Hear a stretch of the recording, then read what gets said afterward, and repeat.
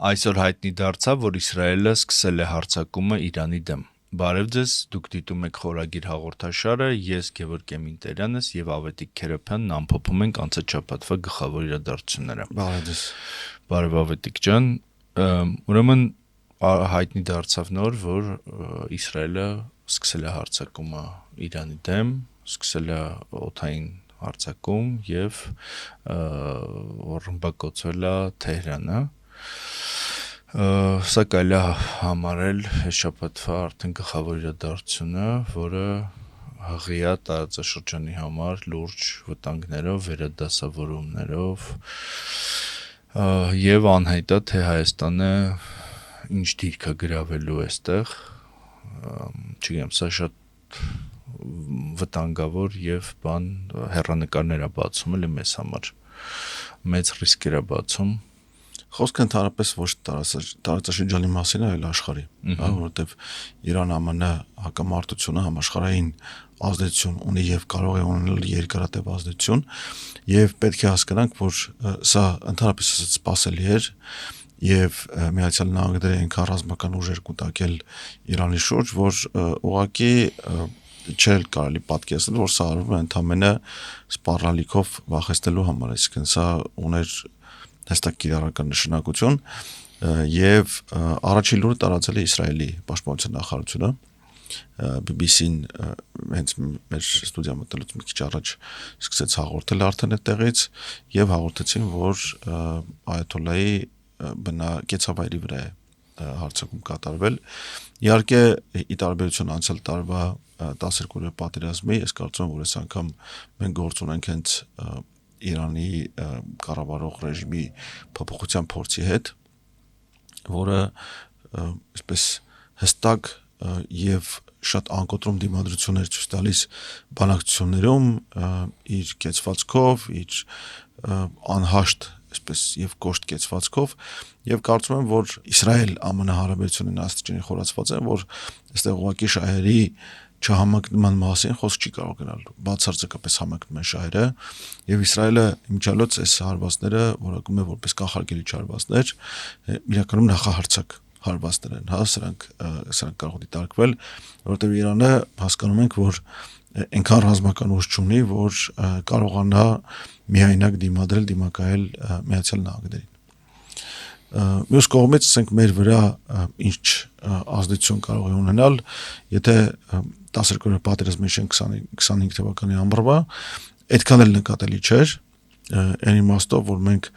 այդ կարճ ժամանակահատվածում որևէ լուրջ բան չտեսանք, սակայն դրանից հետո մի քանի ամիս Իրանից Հայաստան արտահանումը կամ դադարել էր, կամ դանդաղել էր, որոշ ապրանքների գծով ընդհանրապես դադարել եւ չի վերականգնվել, եւ պետք է գիտակցենք մի բան, որ Իրանը այսօր Հայաստանի ամենաապահով ցամաքային կապերից մեկն է արտաքին աշխարհ, գիտենք, որ Իրանի նավահանգիստները օգտագործում են նաեւ մեր զինված ուժերը ռազմական մատակարարումները ապահովելու համար, դա գաղտնիք չէ, Հնդկաստանից որոշ բաներ հենց ծովով հասնում են Իրան եւ գալիս Հայաստան, այդ չենք բացահայտում էլ որը բան դրա մասին հայտնի է շատ վաղուց, բայց ամեն դեպքում մեր համար նույնիսկ ոչ թե անհանգստացնող, այլ սպառնալիքներ են, որոնք վտանգներ են, որոնք իրական տեսք ունեն եւ չափելի տեսք ունեն։ Ինձ թվում է, որ մտահոգիչ բաներից մեկը այն է, թե ինչ դիրքորոշում է ունենալու Հայաստանը, որովհետև մի կողմից Նիկոլ Փաշինյանի կառավարությունը կարծես թե ավելի արևմտամետ, գոնե արտաքուստ ավելի արևմտամետ բան ունի, դիրքորոշում ունի, բայց մյուս կողմից էլ Իրանը մեր, չգիտեմ, ամենակայուն հարևանն է, ում հետ ընդհանրապես ասում է, որ Իրան-Հայաստան սահմանակետը աշխարհի հնագույն բանն է, սահմանն է։ Դա այդպես է, բայց չմոռանանք, որ սրանից մի քանի օր առաջ, կարելի ասել բարձրորեն 10 օր առաջ Միացյալ Նահանգների փոխնախագահան էր Հայաստանում եւ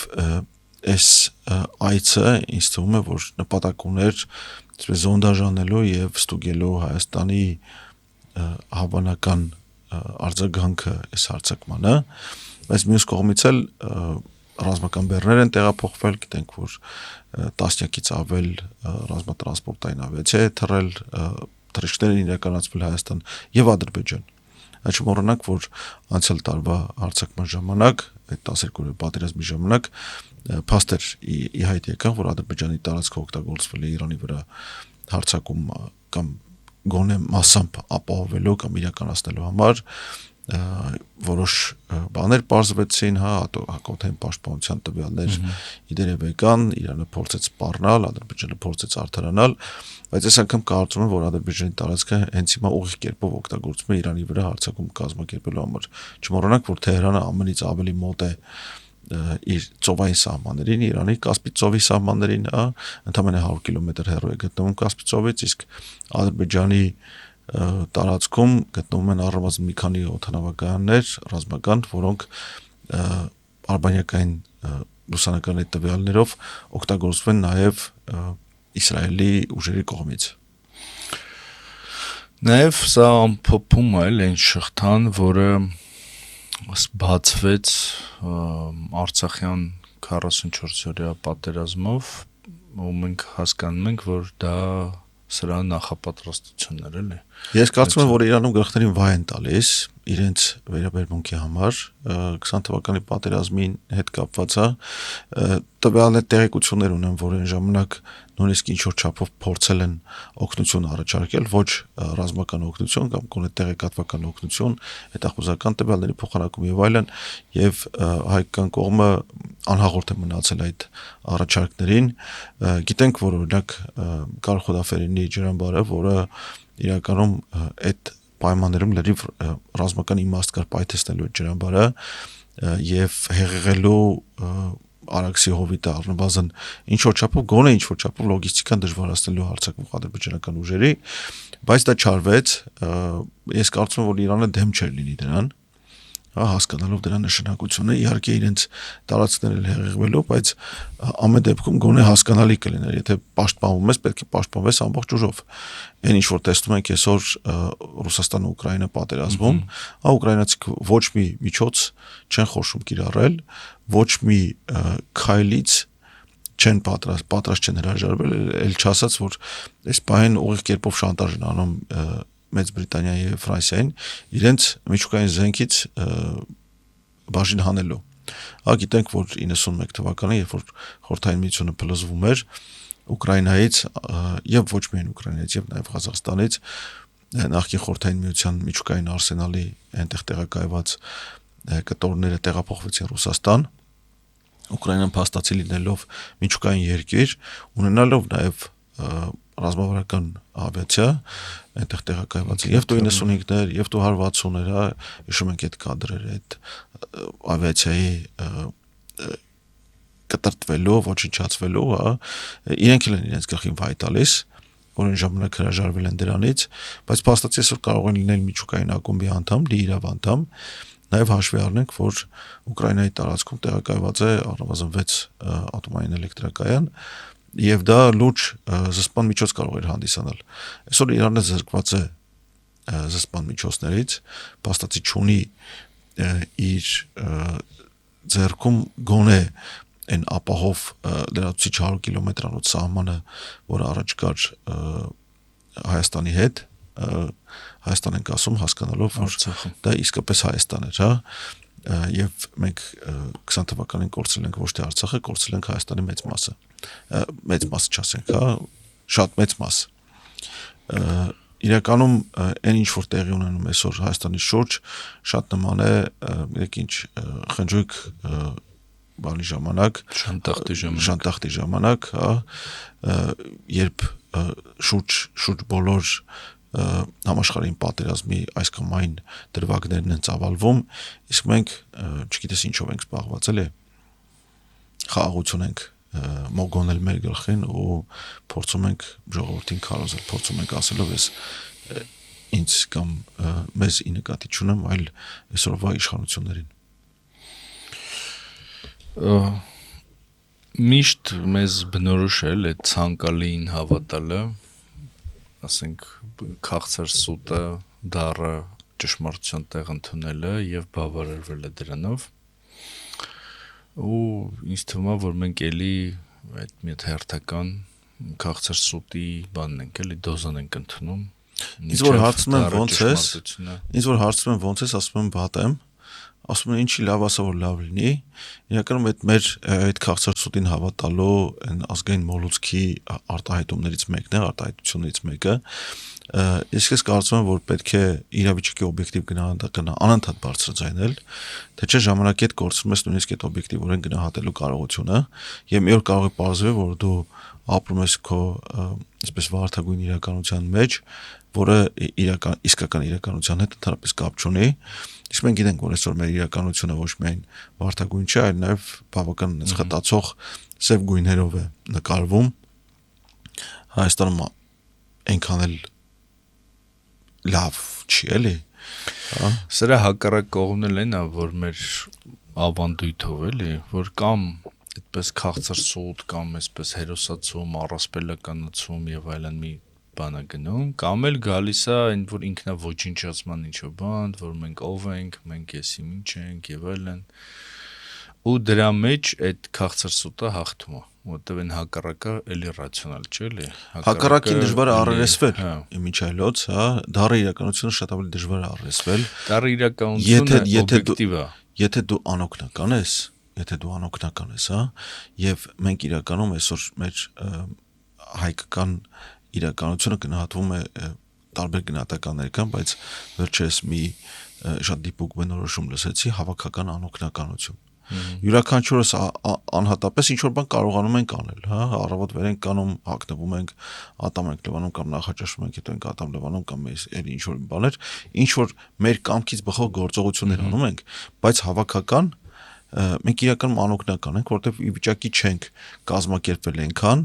որ այդ անօգնականության փոսից դուրս գանք հա չենք կարողանում իրար ուսուսի կանգնել իրար ձեռքի տալ մեջքը իրար պահել կարողանալ իրար օգնել եւ բարձրանալ դուրս գալ այս փոսից ջանքեր են պահանջում կազմակերպվածություն է պահանջում պետք է որոշելով առաջինը պետք է դուրս գա փոսից հա պետք է որոշելով է վերջինը մնալու որովհետև այդ վերջինի բախտն է անհայտ հա եթե այսպես պատկերավոր արտահայտվենք բայց մենք չենք կարողանում իրականում այդքան կազմակերպել որ այս հավաքական անօգնականության փոսից դուրս գանք Հարի անցնենք հաջորդ թեմաների ուրեմն այս շաբաթ վարչապետ Նիկոլ Փաշինյանը հայտարարեց որ թոշակները բարձրացնելու է 10,000 դրամով սա շատ տարօրինակ էր որովհետև մոտավորապես մի քանի ամիս առաջ մի կես տարի առաջ հայտարարել էր որ 10,000 դրամով 2 ամիս առաջ այդքան ամիս առաջ լավ հայտարարել էր որ 10,000 դրամ չենք բարձրացնում 10,000-ը որովհետև մարդիկ չգիտեն ինչի վրա ծախսեն 10,000 դրամը թոշակառուները չգիտեն ինչի վրա ծախսի իսկ մենք իրենց տալիս ենք ապահովագրություն բժշկական որը կարող ավելի թանկ լինի քան այդ 10,000 դրամը բայց ըստ երևույթին ուրեմն սա էլ դա ապացույցն է էլի դրա որ իշխանությունը առաջ է շարժվում հաշվարկների հիման վրա ինչ որ հաշվարկներ կան սոցհարցումներ կան որ մարդիկ թոշակառուները շատ ծանր են տարել այդ հայտարարությունը ու դրա համար ուրեմն հենց 10,000 դրամով հայտարարվեց որ բարձրացվում է չնայած դա առավելագույն է 10,000 դրամը այդտեղ ներքին մի հատ խնդիր կա որ թոշակը բարձր է ավելի քիչ է բարձրանալու կամ ընդհանրապես չի բարձրանալու ու մցածրը բարձրանալու սա էլ իր հերթին ուրեմն խնդիր է որովհետև բարձր թոշակ ստանում են այն մարդիկ ովքեր աշխատել են իրենց կյանքի ընթացքում իսկ չաշխատածները ցածր թոշակ են ստանում սա ստացվում է որ այսպես կոչված ծերության նպաստը հա որը անկախ նրանից աշխատել ես չես աշխատել երբևէ հա դա անկախ ամեն ինչից վճարվում է հա չմոռանանք մի բան հա որ իրականում թոշակների բարձրացման հետ կապված կար հանրային ճնշում հա եւ հայակվի ազգային քաղաքացիական միավորը դեռևս սեպտեմբերից ակտիվորեն հանրային դաշտում դրա հետ կապված եւ հաղորդակցություններ տանում եւ հաշվարկներ ներկայացնում թե ինչքան կարող է նստել պետական բյուջեի վրա եւ որտեղից գտնել դա չմոռանանք որ Նիկոլ Փաշինյանի կառավարման ընթացքում ուժային կառույցների ֆինանսավորումը պատիկներով աճել է, հա, միայն ներքին գործերի նախարարության ֆինանսավորումը աճել է 3 անգամ վերջի 3 տարում եւ հարյուրավոր միլիարդավոր դրամներ է կազմում այդ աճը, հա, պետական բյուջեի վրա անընդհատ է այդ աճը։ Տեսեք, բան ենք անում, կարող ենք կարճել իհարկե խոսքերից, Միչել Նիկոլ Փաշինյանը իր բնորոշ տոնով հարցերով էր դրան հակադարձում, իր մակլավիկ նախարարները իրեն կարծիքի այսպես ստրկական հավատարմությամբ փորձում էին այս թոշակները բարձրացնելու պահանջը ներկայացնել որպես հիբրիդային պատերազմի էլեմենտներ եւ այլն, այսինքն ակնհայտ էր, որ չեն ուզում, հա, եւ չեն էլ պատրաստվում։ Եվ այո, դու երևի ճիշտ ես, որ հանրային կարծիքի հարցումներում պարզ դարձավ, որ դա շատ վատ է տարվել, նվաստացուցիչ եւ ստորացուցիչ է ընկալվել այդ հայտարարությունը, հա, միջալոց այդ նույն այսպես բացատրությունները, որ եթե 20,000 դրամ էլ տանք, մեկը դրանով ապակիների լուսամուտները չի կարողանա փոխել, մեկը սառելու է, մեկը այս մեկը այն, բայց չմոռանանք, որ 21 թվականին կար շատ լավ բավական մեծ տնտեսական աճ եւ այդ տնտեսական աճի պայմաններում չբարձրացնել թոշակները, նշանակում է, որ 21 թվականից այսքոմ թոշակառուներ կան, որ էլ չկան, հա, որոնք չեն կարողացել դեղերի համար բավարար գումար չունենալու պատճառով դեղերը գնել եւ ուղղակի մահացել են, հա, չեն դիմացել մինչեւ այսօր չեն տեսել այս բարձրացող թոշակը, չեն կարողացել իրենց սննդային կամ պարենային զամբյուղը ապահովել եւ այո, սովամահ են եղել։ Այս որոշման, այս լուրի հետ կապված մի այլ բան էլ կա, որ սա ցուցիչ է, թե ինչպես է կառավարվում պետությունը, որ ուրեմն Նիկոլ Փաշինյանը միանձնյա իրավունք չուներ այդպիսի հայտարարություն անելու, ինքը պետք է կառավարության նիստ աներ, որոշում կայացներ, որ բյուջեն ինչպես է փոխվում, ինչ խմբագրման է ենթարկվում, որտեղ խոսքը 40 միլիարդ դրամ ինչ որ տեղից կտրելու եւ ուրեմն թոշակներին ուղղելու մասին է։ Տարբեր նախարարների բերանից 60-ից մինչև 80 միլիարդ թվեր են հնչել, բայց այս կառավարությունը իր կառավարման ընթացքում այսպես մի գործելավոճ է որդեգրել, որ բյուջեի հետ ինչ ասես անում են։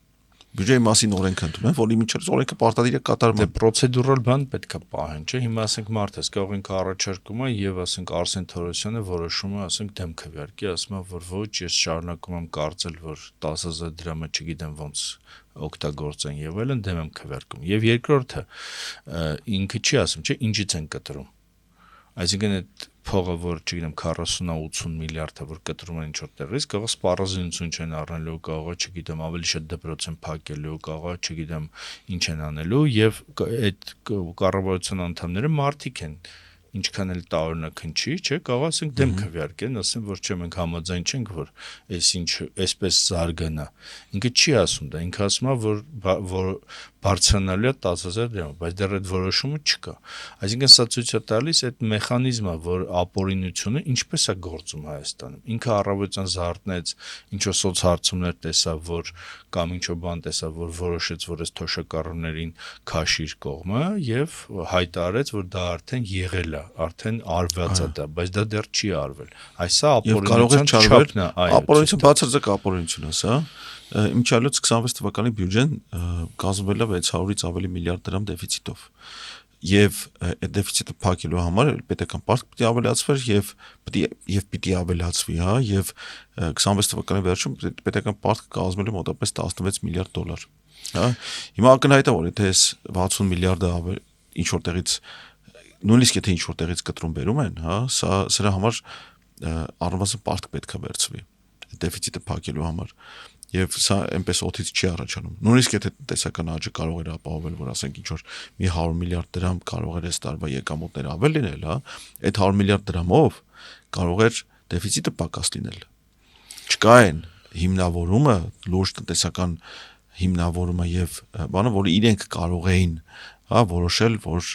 այստեղից ինչ որ մի տեղից առաջացավ։ Բայց դրա հետ կապված ասենք կա լիքը խարդախություն։ Օրինակ տարվա վերջին շատ ուսումնական հաստատություններ եկամտահարկը չեն փոխանցել բյուջեը, հենց անցյալ տարվա եկամտարկը, հա, եւ այս խարդախությունը անում են այս տարի, ասենք 26 թվականի մեջ, ինչ որ անցած տարվան վերաբերող հարկեր փոխանցվում են այս տարվա մեջ, ու այս խարդախությունը կարող է մի օր բացվի, ցավոտ է լինելու։ Կարծում եմ, որ շատ տեղերում է միայն ուսումնական հաստատություններին դա չի վերաբերվում, այլ շատ այլ բաների, կարող է մի օր պարզվի, որ բյուջեային թվերը, որ մեզ հրամցում են նկարված են, կարող է պարզվի, որ այդ 600 քանի միլիարդ դրամը, որը հատկացված է պաշտպանական ծախսերին, կրճատվում է կիսով չափ, դե խաղաղություն ենք մտնում, չէ՞ ախր։ Մենակ աշխատավարձ կարող են վճարել մեկ էլ զինվորական թոշակ եւ դրանով բավարարվել։ Մյուս ասպեկտը, որ ես կուզեմ դրա մասին խոսել, այն է, որ Նիկոլ Փաշինյանի ասած նախկիների ժամանակ կար ընտրակաշարք, այդ ընտրակաշարքը 10,000 դրամ էր։ Հիմա էլի այդ 10,000 դրամը վերադառնում է, բայց արդեն ուրեմն բյուջեից մեր գրպանից վճարվում է դա թոշակառուներ են։ Այսինքն այդ 10,000 դրամ ընտրակաշարքից միևնույնն է մենք, այսպես ասենք, մշակութաբանորեն չենք կարողացել ազատվել, նորից այդ 10,000 դրամը մտավ կիրառության մեջ ու ցավոք կարող է այդ 10,000 դրամը որոշի Հայաստանի ապագան։ Ես կարծում եմ, որ դա այդպես չէ, շատ թոշակառուներ եւ թոշակառու գերակշիռ բազմությունը զրկված չէ վերլուծելու կարողությունից, զրկված չէ այսպես հասարակ օրացուցային համեմատություն անելու, թե իր այդ առաջի այդ բարձրացված թոշակի եւ ընտրությունների օրվա մեջ քանի օր է անցնում, հա, ընդհանրապես մեկ ամիս ժամանակ։ Այս բարձրացված թոշակը ստանալու են մայիս ամսին։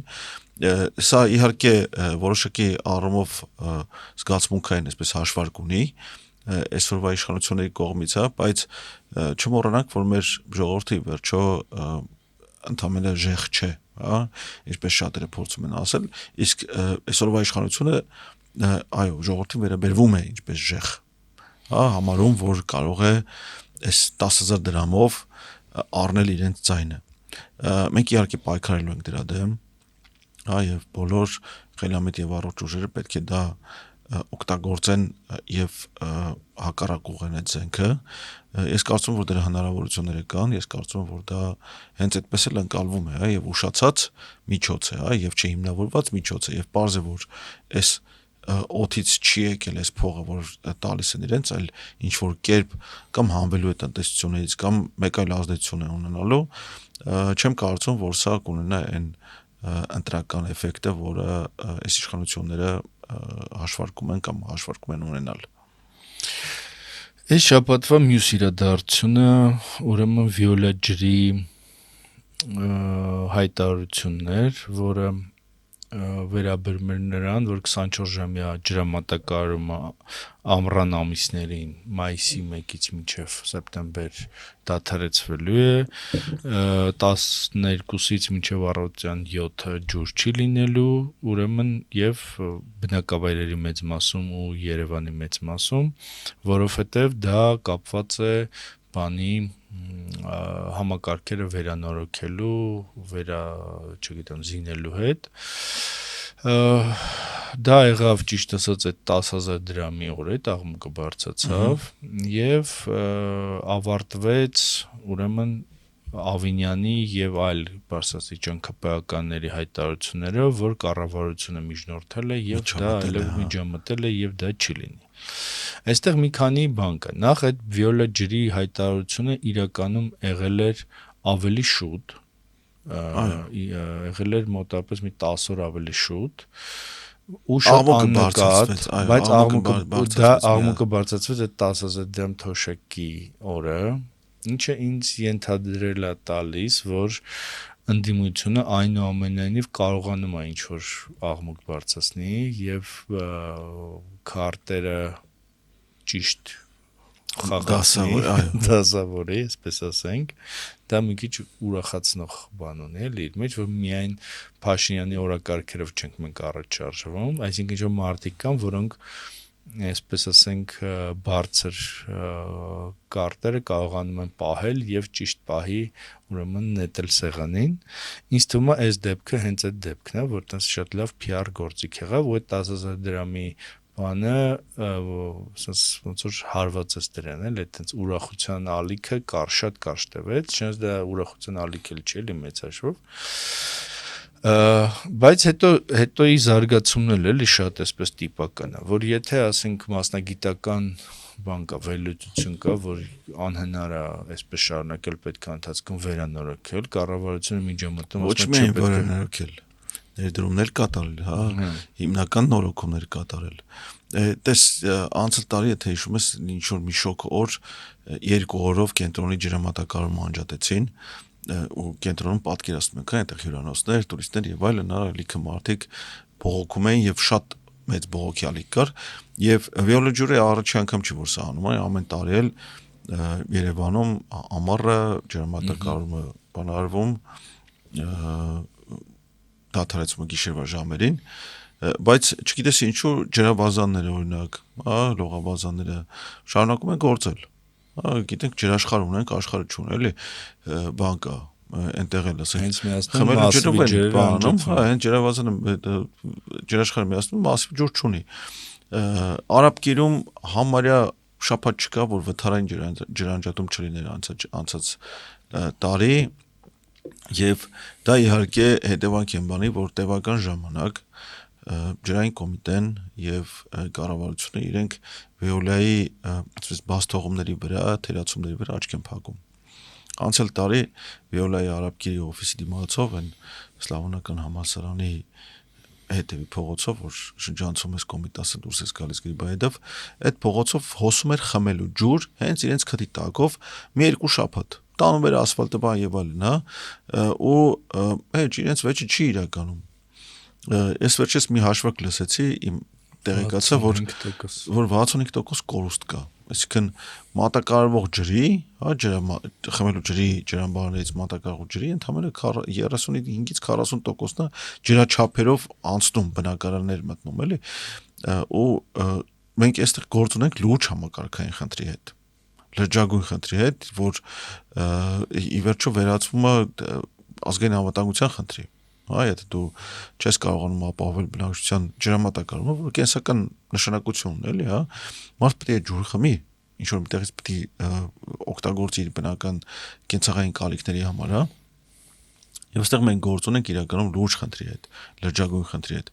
Բայց մյուս կողմից էլ տես մի 10 տարի է, որ խոսքի գնում հենց խմելու ջրի ջրամատակարարման եւ այսպես տեխնիկական ջրի, այսինքն լողասենյակի, լոգարանների մատակարարման մասին է խոսք գնում, որ այդպես էլ չի արվում։ Ինչու, որովհետեւ լուրջ այստեղ ներդրումներ են պահանջվում, բայց այն ինչ որ կարելի է անել, օրինակ նորակառույց շենքերում կրկնօրինակել ջրամատակարարման համակարգը, այսինքն ունենալ եւ խմելու ջրի առանձին ջրագծեր եւ տեխնիկական ջրի առանձին ջրագծեր չկա։ Այսինքն այդ պահանջները պետք է այնքանից դրվեր։ Բայց մենք գիտենք 100,000-ից ավել նոր բնակարան է կառուցվել Երևանում։ Հա, եւ սա չի կարող բացասաբար չանդրադառնա հենց ենթակառուցվածքների վրա, չի կարող բացասաբար չանդրադառնա ընդհանուր կառուցվածքի վրա եւ ընդհանուր բնակչության ընդհանուր ապահովման վրա։ Մյուս կողմից էլ մենք գիտենք ունենք Արարատի ջրատարը, որը տեղ-տեղ Հրազդանի կիրճում հասնում է գետնի վրայով, քարաթափումներ են լինում, հա, բերում են շինարարություններից, բերում են ախանացողը, աղբլած վնասվում է ջրատարը։ Եվ 1-2 օր մեկ էլ տեսնում ես Վիոլան հայտնում է, որ գիշերային աշխատանքով մինչև շուրջօրյա աշխատանքներ են կատարվում ջրամատակարարումը վերականգնելու վրա, բայց հիմնարար լուծում, հա, եւ վերջնական լուծում, հիմնավոր լուծում այս խնդիրներին չի տրվում։ Ընդհանրապես այս 65% կորուստի փաստը շատ ուժեղ ցուցիչ է, թե կառավարման ինչ որակի պետություն ենք մենք, որ մենք չենք կարողանում ինքնակառավարվել, չենք կարողանում ինքնակազմակերպվել, որտեղ այդտեղ նախ կա բան, անգրագիտություն, այդտեղ կա չտիրապետելը, այդտեղ կա կոռուպցիա, որտեղ ինչ որ մեծ բաներ հաստատ ջրաչափեր չեն օգտագործում եւ կա նաեւ չարամիտ դիտավորությունը։ Եվ այդ եւ պետությունը, ասենք, չգիտեմ, իդեմս իր նախագահի, վարչապետի եւ այլն պարտավոր է կազմակերպել կառավարումը։ Եթե իրենք չեն կարողանում կազմակերպել սովորական, ասենք, ջրամատակարարման կառավարումը, ո՞նց են իրենք կազմակերպելու, ասենք, չգիտեմ, պատերազմի կառավարումը կամ չգիտեմ, խաղաղության կառավարումը եւ այլն։ Սա շատ մեծ, ասենք, եթե դու պարզ ասենք չես կարողանում, ասենք, չգիտեմ, սեղան գցել կամ չես կամ ինչ չես, ոնց է տանդ մեջ ավելի բարդ process-ներ անելու։ Հիմա սա ուրեմն մի կողմն է։ Մյուս կողմն է, որ միևնույն է այդ խնդիրը, որ դու ասում ես, չէ՞, կարող տեխնիկական ջուրը առանձին լիներ, խմելու ջուրը առանձին լիներ, չէ՞։ Ինչ որ մի ոչոք չի մտածում այդ նոր կետից հաշվարկելու մասին։ Այսինքն, ասենք, մենք ունենք մեծացող Երևան, մենք ունենք, ասենք, հին ջրագծեր, որոնք չեն փոխվում։ Ու անդադ նոր շենքեր են ավելանում, նոր բարձրարկեր եւ այլն։ Եվ,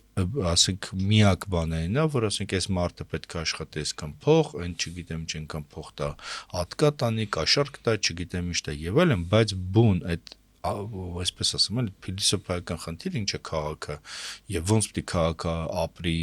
բանանի, դա ոչ մի ձևի հաշվի չի առնում, անդադ ասենք նոր բարձրարկեր են ավելանում, նոր չգիտեմ հազարավոր բնակարաններ բաներ ու դա դրվում է հին ջրագծերի վրա ու այդ պահը որ ասենք եկեք մենք այսօրվանից սկսենք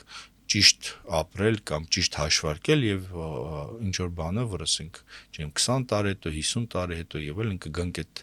մեր հաշվարկի ուրեմն վերջնարդյունքին դա տեղի չի ունենում դե որովհետեւ այսօրվա օրով են մտածում բոլորը ու ապրում են այսօրվա օրով դες հիմա օրինակ բերեմ հա 33-րդ թաղամասն է կառուցվում նախկին Ֆիլդուսի փողոցի թաղամասը որտեղ էլի մի քանի հազար բնակարան ավելանալու այսինքն բարձր չէ որ այնտեղ այդպես չի կառուցվում հա եւ այդ պահանջները չկան էլ դրված նոր կառուցվող շենքերին այդ պահանջները չկան դրված կենտրոնում որտեղ ասես ինչտեղ ասես հողատարածք են անջատում ասենք ես կարող եմ օրինակ բերել Աղայան փողոցը որտեղ իրարից ընդամենը 10 մետր հեռավորությամբ բարձր շենքեր են կառուցվել ու խցկված են իրար գլխի հա կառուցված են իրար գլխի են տված եւ հնարավոր չէ այնտեղ ուղղակի մտածել են մասին, որ սա հարատև կարող է այսպես մնա, հա։ Մի օր պայթելու է։ Իմ պայթումը անընդհատ, պայթում է փոքր բաներով, բայց այս խնդիրները իրականում մենք սովորել ենք համեմատել, ասենք, մեծ կորուստների հետ, շատերը կան ասում են Արցախը կորցրել են,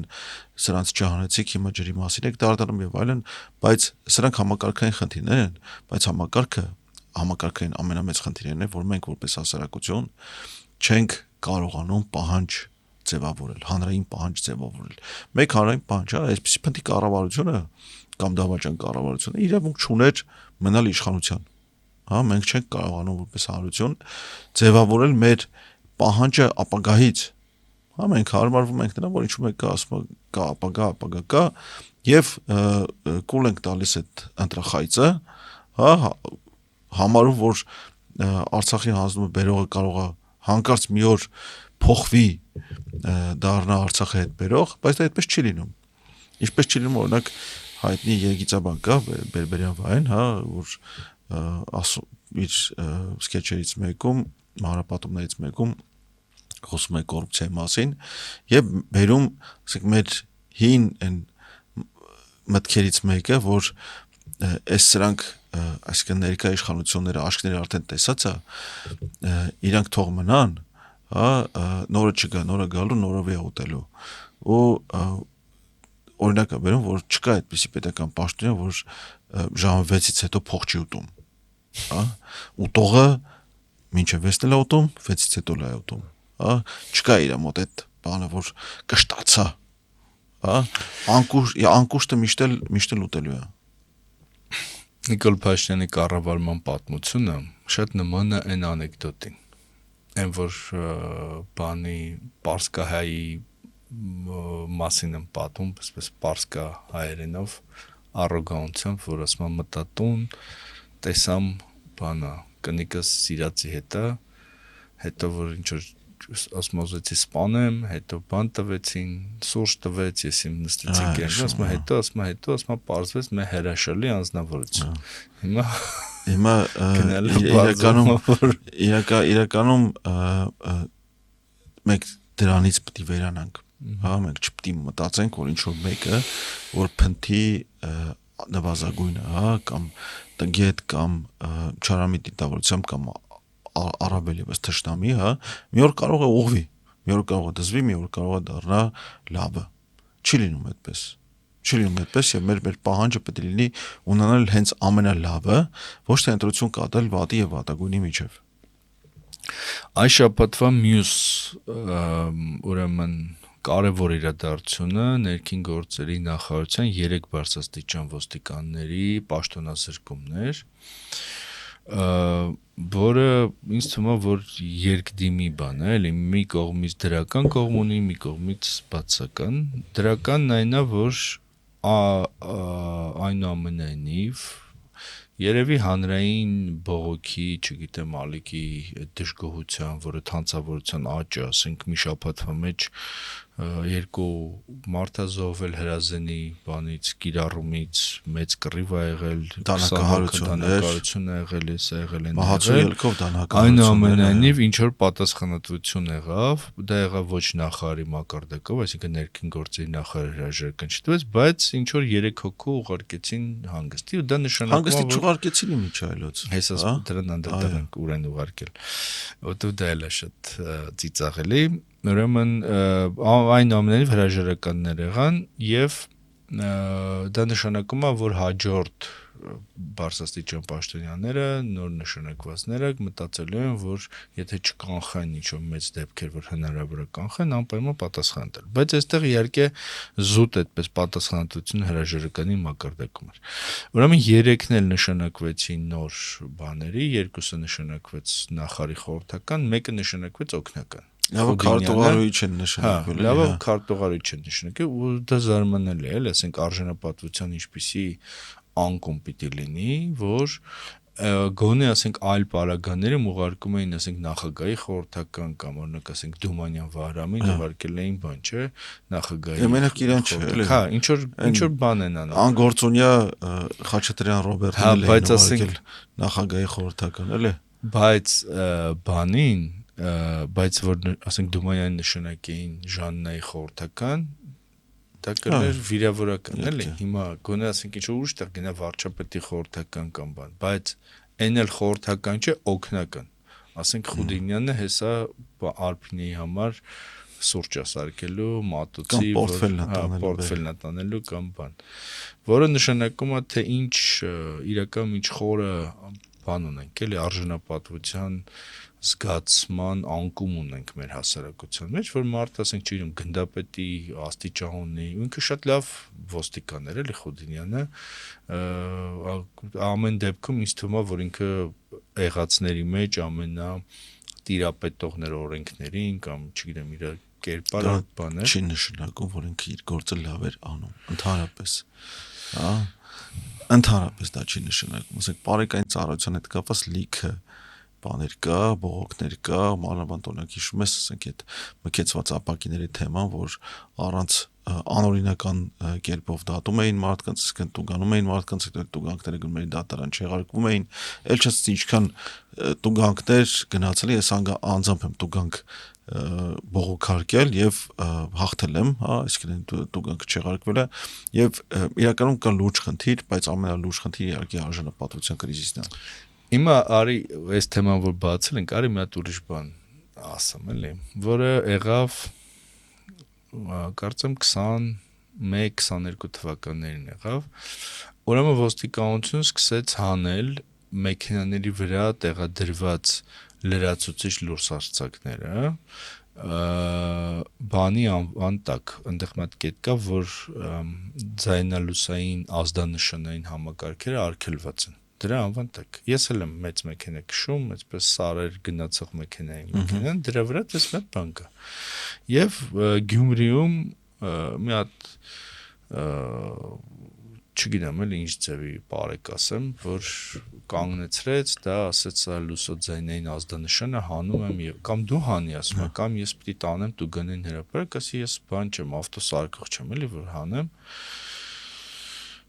Տար, սկսեց ասել որ սահմանադրությամբ արգելվում է այսպիսի բան դնել եւ այլն բան, այնց շատ ծիծաղելի պատմություններ, ողբերգական նույնիսկ մենք ես ընտանիքով է երեխեքը մեքենայի մեջ Վրաստանից են գալիս, հոգնած եւ այլն բան, գնացինք Տուգանային հրապարակ այնտեղ մի իրարանցում եւ այլն։ Հետո երբ որ ես դիմեցի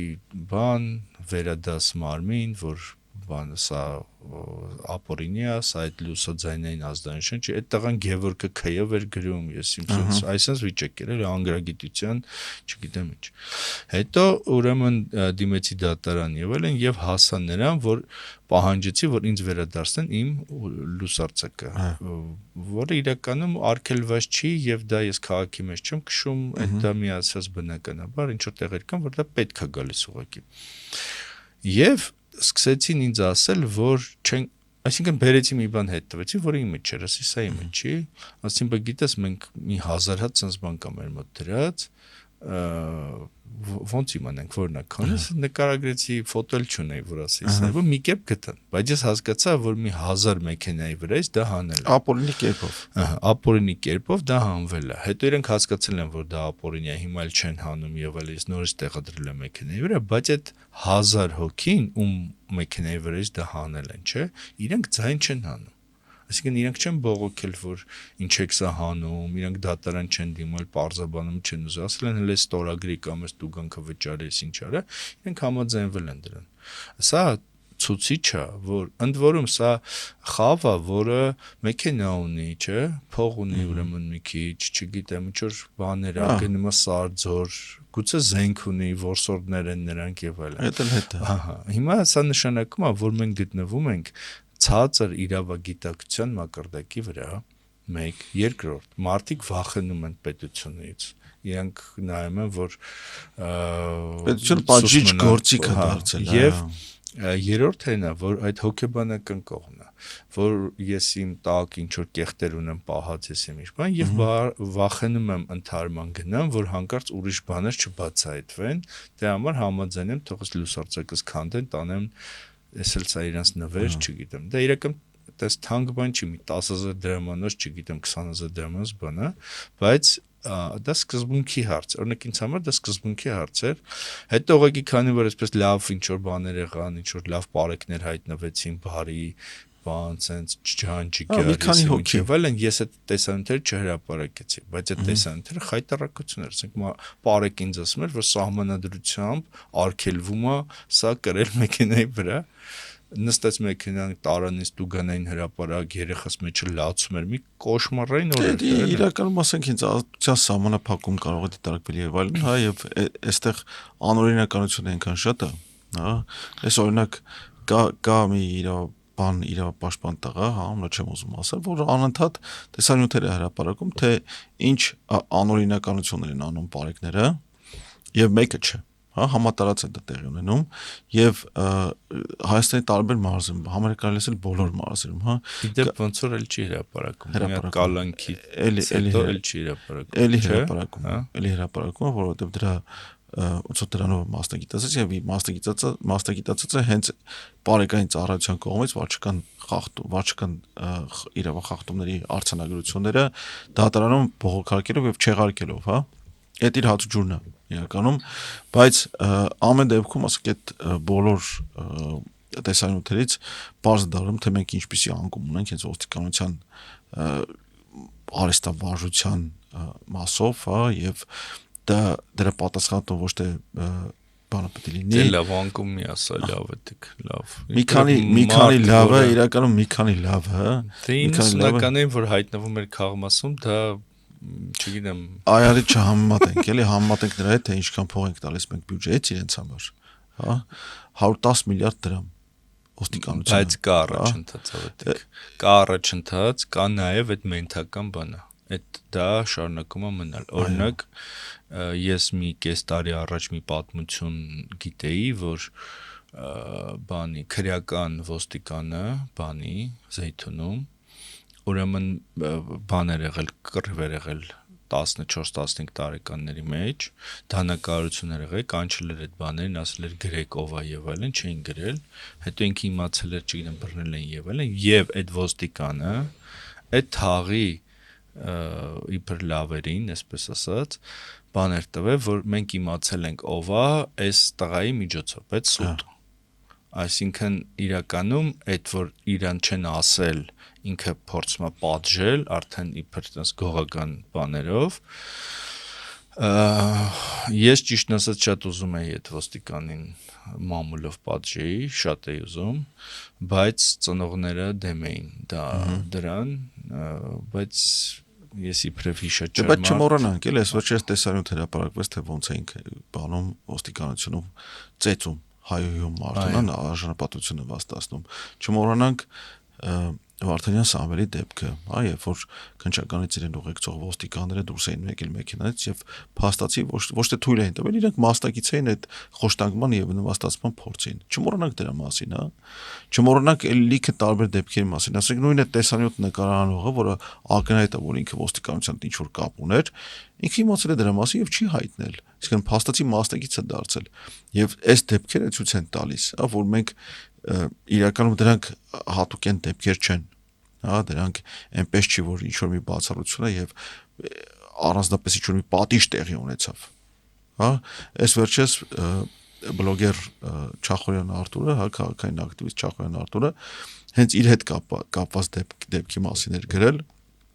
որ 23 թվականին հայտի դեպքեր է, որ իր դեմ մահափորձ էին կատարել, դանակով հարձակվել են 3 հոգով, գիշերով իրեն տան դրան դեմը, ինքը փաստացի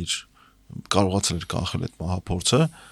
բայց մահափորձ կատարողին ընդամենը ազատության սահմանափակում տվեցին։ Դատավճիռը ընդամենը ազատության սահմանափակում։ Ընդ որում այդ տղան կարծեմ էլի էր դանակարության համար դատապարտված։ Այո, ինքը դանակարության համար դատապարտված, այս գործ ունենք ռեցիդիվի հետ, Հիմա այստեղ ակնհայտ է, որ մենք գործ ունենք լրիվ անհամաչափ կիրառվող ուժային համակարգի հետ, իրավ բացել մի քիչ դժվար է, արդեն դրան դառնում էլի, լրիվ անհամաչափ կիրառվող ուժային համակարգի հետ գործ ունենք։ Ուրեմն այս շաբաթվա մյուս հետաքրքրությունը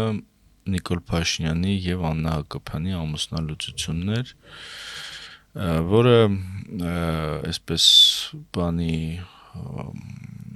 կարելի ասել, որ top թեմա էր, ինչ որ տարբեր հումորային բաներ եղան,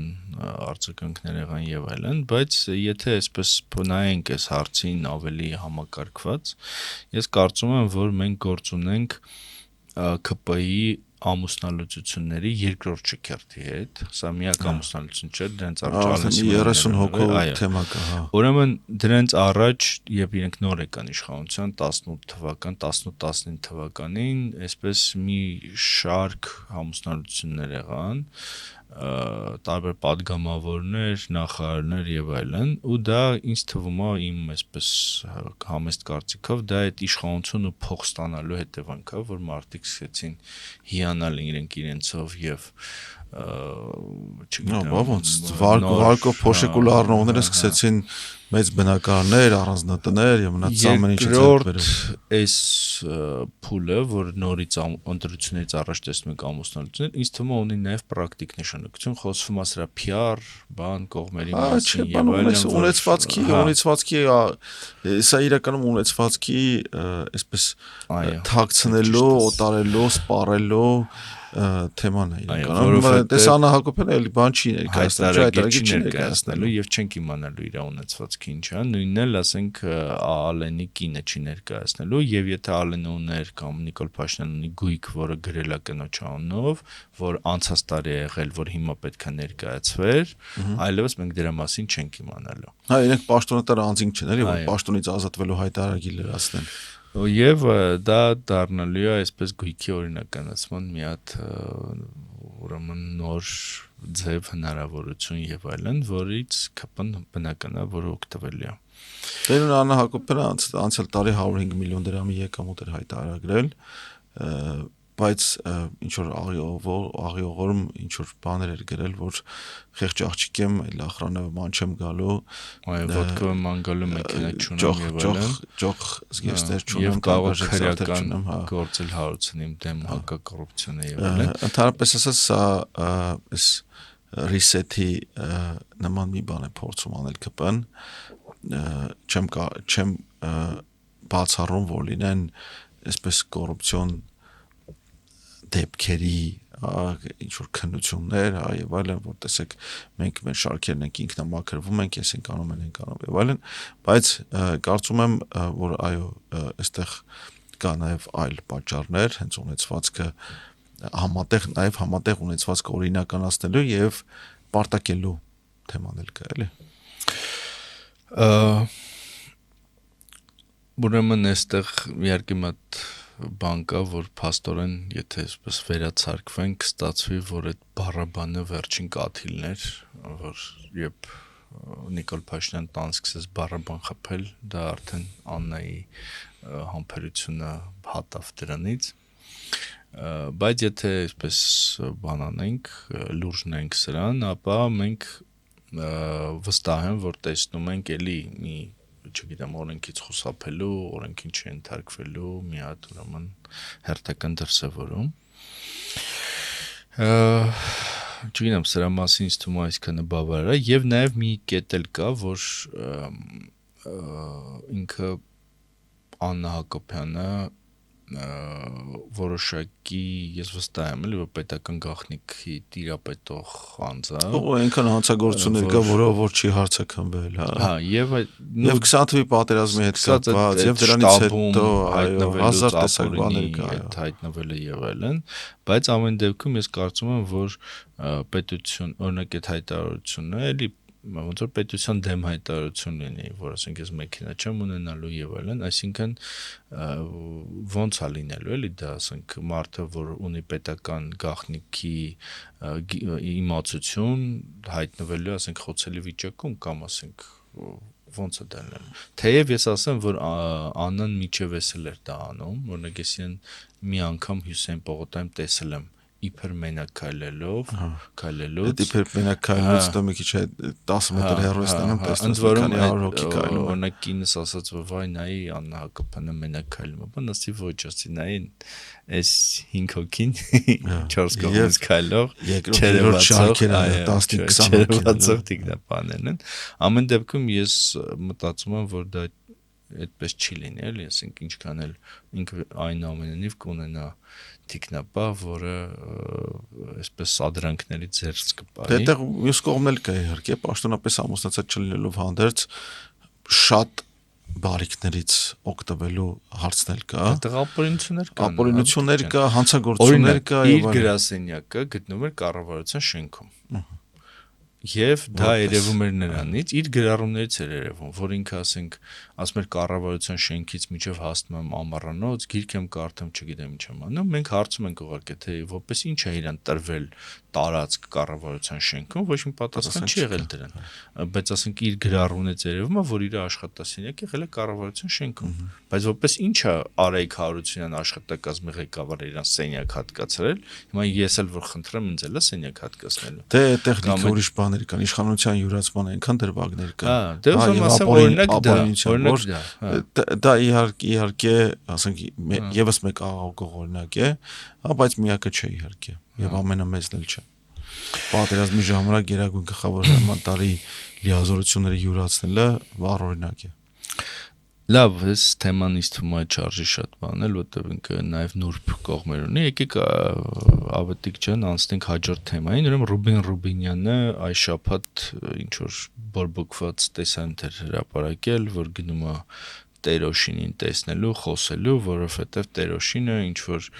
մեկին ասել է, որ ԿՊԱ-կանի կնքահայր մի նշանակի, այլ թասիբով մարդ ընտրի, եւ Ռուբեն Ռուբինյան դրանց վիրավորվել էր, որ մենք էլ ենք թասիբով, մենք էլ ենք մարդ եւ այլն, եւ գնացել։ Հիմա այստեղ պարզ մարդկային օրենքներ կան։ Այսինքն եթե դուք ասենք սրբազաններին հալածում եք, բան եք անում, նստեցնում եք անհիմն մարդը, ասենք բանի վիրահատության կարիք ունեցող մարդուն, ասենք չգիտեմ, Աջապահյանի պես մարդուն, որ պիտի հպարտանայինք, որ մենք իր ժամանակը կիսնենք եւ այլն, տանում եք, ասենք նստեցնում եք բանտում կամ Բագրատ Սրբազանին 9-րդ ամիսը սկսեց, այո, 9-րդ ամիսն են գնում արդեն։ Բանի կաթողիկոսի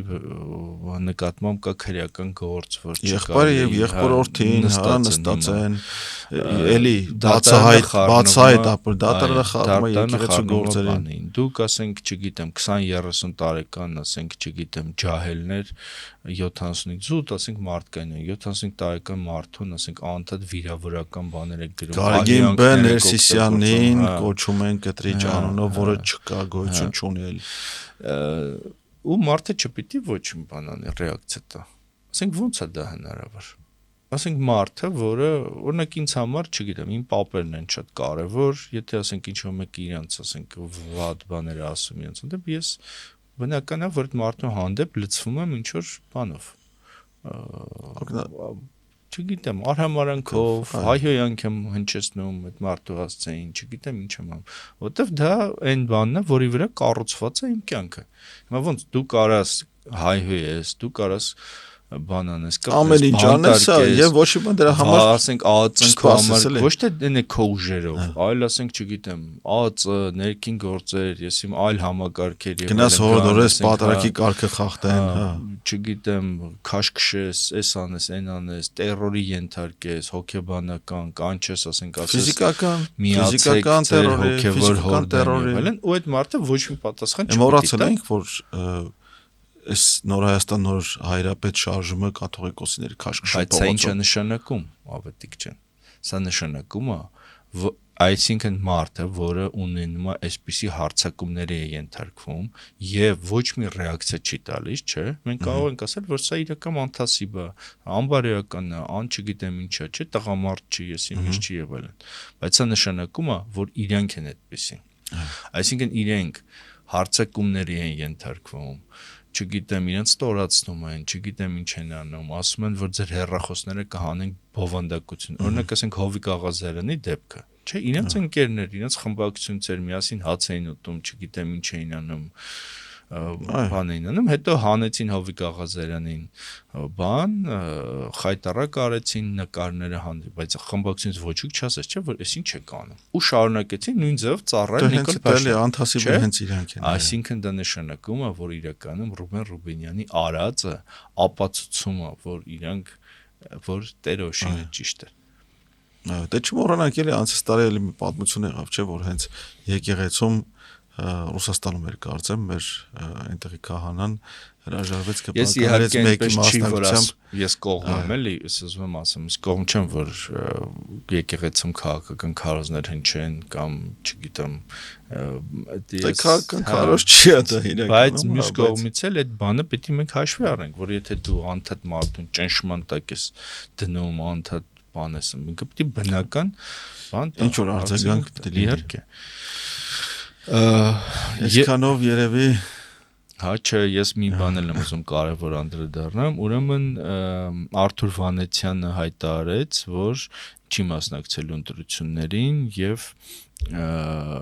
իբր այսպես եղան հարակից մեկնաբանություններ որ պետական ամենգործիչը բան եւ մյուսների նման չի փոշիացնում ձայները ու այդպես բան անում չի մասնակցելու ընտրություններին նախ ինձ համար շատ տարօրինակ է որ Արթուր Վանեցյանը իրեն համարում է քաղաքական գործիչ երկրորդ ես կարծում եմ ինչու է դա տարօրինակ որովհետև ես կարծում եմ որ ԱԱԾ նախկին պետերը իրավունք չունեն քաղաքականությամբ զբաղվել ուղղակի այդ բանը որ ասենք անպատկերացնել է չէ որ ասենք բանը չգիտեմ ամերիկյան ասենք արտաքին հետախուզության պետը հետո հավակնի դառնա Ամերիկայի նախագահ դա ուղղակի անհնար է որովհետև այդ մարդը պրոֆեսիոնալ չգիտեմ հետախույզ է կամ չգիտեմ ինչա բայց Հայաստանում դա ընդ որում ռուսական ավանդույթ է որ Վլադիմիր Պուտինը ղեկավարել է ՖՍԲ-ն չի ղեկավարել չի ղեկավարել չի ղեկավարել ՖՍԲ-ի պետ չի եղել ես սխալ եմ հիշում բա ինչ է եղել պրեմիեր-մինիստրը նշանակվել Ելցինի կողմից բայց ՖՍԲ-ի տնօրեն կարծեմ չի եղել եղել է ՖՍԲ-ի տնօրենն է ինքը լավ թողնի չէ էդ էլ թողնի նու ասենք հա այդտեղ զուգահեռ է նաև Սերժ Սարգսյանն է մենք ունենք այսպիսի դեպքեր բայց ես կարծում եմ որ եթե դա նախարարի պաշտոն չի այսինքն ԱԱԾ պետա ոչ թե բան, նախարար, այսինքն քաղաքական գործիչ չի, ինքը իրավունք չունի քաղաքականությամբ զբաղվել, որտեղ ինքը տիրապետում է բանի ահռելի քանակի գաղտնի տեղեկությունների, անձնական տվյալների եւ այլն, իսկ մեր հասարակության մեջ, ես չգիտեմ, զբաղվում են քաղաքականությամբ, փաստաբան են դառնում, չգիտեմ, որը արտասահման են գնում, որը էլի, ասենք, պետության, չգիտեմ, լրջագույն խնդիրներ են դրանք։ Պատկերացնելի բան է, էլի սա, անպատկերացնելի։ Այսինքն հիմա ասենք, եթե ինքը պարզա, որ եթե ուզենար կգաղտնա լսեր, չէ, ում ուզեր։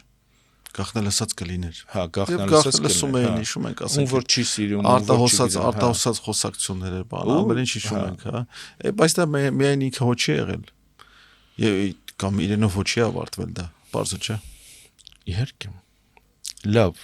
այս դրական նոտայի վրա, հա։ Այսինքն հույս ունենանք, որ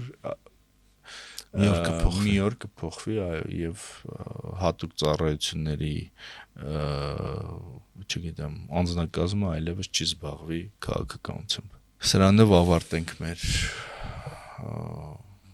հերթական հաղորդաշարը։ Սիրելի հետևորդներ, ես հիշեցնեմ, որ